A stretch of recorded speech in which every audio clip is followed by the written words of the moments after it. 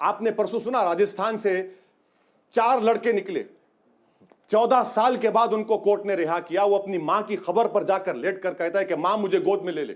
तो क्या इस न्याय व्यवस्था में कोई हिंदू 14 साल बाद नहीं निकल रहा है? सुनिए, कितने पेंडिंग केसेस हैं सर?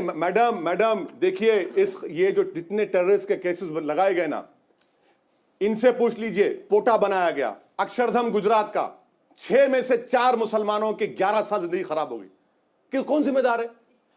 पोटा में इनकी देन नहीं है, कांग्रेस की देन है। जब चिदम्बरम कानून बना रहे थे उस वक्त पार्लियामेंट में स्पीच पढ़िए, मैंने मुखालिफत की, अपोज किया उसको। आप कुछ है ही नहीं, उसका चेक्स एंड बैलेंस क्या है? अच्छा, आप बोलते हैं कि नहीं, यूनाइटेड नेशंस को हमने कहना है, 1, 2, 3 सिक्योरिटी काउंसिल के 2 रेजोल्यूशंस हैं। उन्होंने कहा कि भाई हम international covenant of political rights को साइन के उसके मुताबिक बनाइए, आप नहीं करते। यूएपीए ड्रैकोनियन कानून है। ये जो कानून आप ला रहे हैं सर, इसके मुताबिक तो एक सेकंड, आप किसी भी इंडिविजुअल, यहां तक कह दिया गया कि हथियार पकड़े जाने की जरूरत नहीं है। अगर कोई देश के खिलाफ प्रचार भी कर रहा है तो आपको तो हर दूसरा व्यक्ति अब देश में देशद्रोही दिखता है। नहीं, तो बड़ी सामान्य सी बात है ना। जो लोग कह रहे थे देशद्रोह का कानून ही खत्म कर देंगे, जो इन्होंने बात कही उसके हिसाब से तो आर्म्स एक्ट का दुरुपयोग नहीं हो रहा है क्या? शराब वाले एक्ट का दुरुपयोग नहीं हो रहा है? गैंगस्टर एक्ट का दुरुपयोग नहीं हो रहा है? अगर आप उस आधार पे कह दें कि दुरुपयोग की संभावना को ध्यान में रखकर हम नहीं करेंगे, तो मैं एक बात बताना चाहता हूं, जेलों में 90% लोग अंडर ट्रायल हैं, कन्विक्टेड नहीं है। फिर तो आप कह देंगे जब तक कन्विक्टेड ना हो जाए तब तक अंदर न लाया जाए। और मैं एक सिंपल सी बात कहना चाहता हूं, ये बताइए, आप जरा व्यापक नजरिया देखिए। आज आतंकवाद भारत की समस्या नहीं है, दुनिया की समस्या है। एक बड़ा देश बताइए जिसके पास एंटी टेरर लॉ नहीं हो। हाँ, चलिए जैसे बताता हूं। जैसे आप आतंकवादियों से लड़ना चाहेंगे तो सोफिस्टिकेटेड वेपन चाहिए, AK-47 चाहिए, वो चाहिए। आप मस्कट बंदूक रख के नहीं लड़ सकते। उसी प्रकार से कानून भी सोफिस्टिकेटेड, धारदार और मजबूत चाहिए। अब आपको उसमें मुस्लिम क्यों नजर आने लगता? मैं उदाहरण देता हूं, उन्होंने पोटा का उदाहरण दिया। पोटा लाए हम थे, हटाया कांग्रेस ने। मैं दूसरा उदाहरण देता हूं, टाडा लाए हम थे। आडवाणी ने रिव्यू कमेटी बनाई। अरे भाई, मेरी बात पूरी होने दीजिए। वाई को आपका पार्टनर, वाई को आपका सपोर्टर था। आडवाणी ने रिव्यू कमेटी बनाई थी।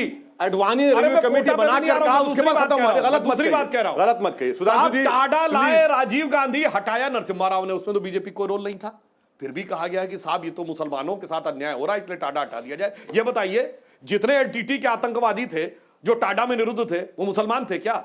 जो बोडो थे वो सब मुसलमान थे क्या? जितने खालिस्तानी थे वो मुसलमान थे क्या? ये मुसलमानों में तिजारत पैदा करने की जो बात की जा रही है। और मैं कहना चाहता हूं, ये एक ऐसी जहनियत है जो सिर्फ हिंदुस्तान में नहीं, क्यों सियांग प्रोविंस में चाइना के पकड़े जा रहे हैं तो वो भी RSS बीजेपी करवा रही है। अगर पाकिस्तान के खैबर पख्तूनख्वा पकड़े जा रहे हैं वो भी RSS बीजेपी करा रही है। सुनिए, और बर्मा में पकड़े जा रहे हैं वो भी RSS बीजेपी करा रही है। रशिया के चेचेनिया में RSS बीजेपी करा रही है। थाईलैंड में RSS बीजेपी करा रही है। सुनिए, और श्रीलंका में धमाके के बाद पकड़ कर वो बाहर भेज रहे हैं, वो भी RSS बीजेपी करा रही है। फिलिस्तीन में जो यहूदियों के साथ वो RSS बीजेपी करा रही है। अरे क्यों बोल रहा? मुझे क्यों बोल रहा हूं? मैं क्या वहां का हूं? मैं हिंदुस्तानी हूं। बीजेपी की वजह से हो रहा है। लंदन, मैड्रिड, ब्रिस्बेन में बम विस्फोट के बाद जो हो रहा है वो RSS की वजह से हो रहा है। अगर एंजेला मार्केल जर्मनी की चांसलर ये कहती हैं, there are certain no go zones in my country because they are controlled by Islamic fundamentalist, वो भी RSS बीजेपी करवा रहे हैं। हकीकत है कि आप वो दुनिया भर की जहनियत को यहां मत आने दीजिए। भारत को उससे अलग रखिए और ईमानदारी से देखिए। ये एक बड़ा भारी रोग है, उसके निदान एक ही जवाब, सुनिए, एक ही जवाब। ये मालेगांव की एक्यूज मेरी पार्टी की MP है। टेररिस्ट के ऊपर केसेस उनका आपके पास बैठे हैं मोहतरमा, वो जिसने कहा कि मैं गोडसे की तायीद करूंगी आपकी पार्टी में। हेमंत करकर जिसने अपनी जान को कुर्बान कर दिया आपकी पार्टी में। और आप कह रहे हैं फलस्तीन मैं जिम्मेदार, डिसिप्लिनरी कमेटी को 10 दिन के बाद फैसला लेना था। मैंने खुद ये सवाल प्रधानमंत्री और अमित शाह जी से पूछा, किसी ने जवाब नहीं दिया। कौन जिम्मेदार? जो वहां जिम्मेदार वही जहनियत यहां जिम्मेदार। आपकी जहनियत क्या है? आपकी ने सुनी, आपकी जहनियत क्या है कि मुसलमानों का डर दिखाओ और कानून बनाओ। मैं इनसे मुझे क्या करना है चीन से? प्रज्ञा सिंह ठाकुर पे कोई एंटी टेरर केस है?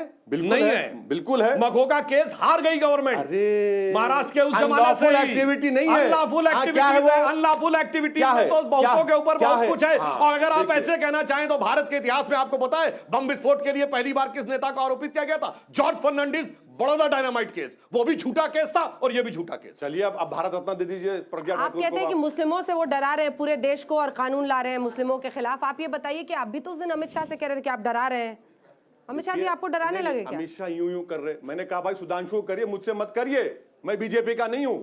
मैं ऐसा कर डरने वाला नहीं हूं, उनको आदत हो गई होगी बीजेपी वालों को करने की। नहीं, ये पार्लियामेंट डरने का जो वाले नहीं है। बिहेवियर है, पार्लियामेंट का जो बिहेवियर अंजना जी, है, ये डरने रूल्स वाले में- नहीं है, डराने वाले नहीं, हैं। सुनिए, पार्लियामेंट का आप जो भी कहो। बिहेवियर है, कोई भी एमपी किसी को यूं नहीं कर सकता।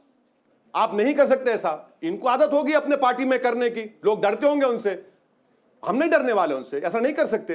वो होम मिनिस्टर है, कोई खुदा तो नहीं हो गए ना, ऐसे 26 आए चले गए, हम भी चले जाएंगे, वो भी चले जाएंगे एक दिन।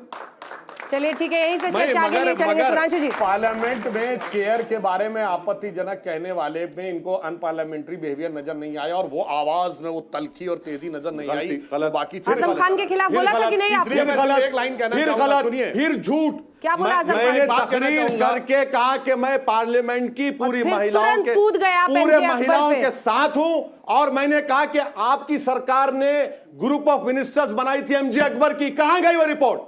कहां गई एमजे अकबर की रिपोर्ट, बताइए। भूल गए आप जेंडर जस्टिस को। अंजना जी भी भूल गई उस रिपोर्ट को। नहीं बिल्कुल अंजना जी नहीं भूली है, लेकिन यही सवाल है कि एक गलत के आर्गुमेंट में जब आप दूसरे गलत तक पहुंचते हैं तो सोचना समझना चाहिए कि कम से कम उस व्यक्ति को आप एक चोर रास्ता तो नहीं दे रहे हैं निकलने का।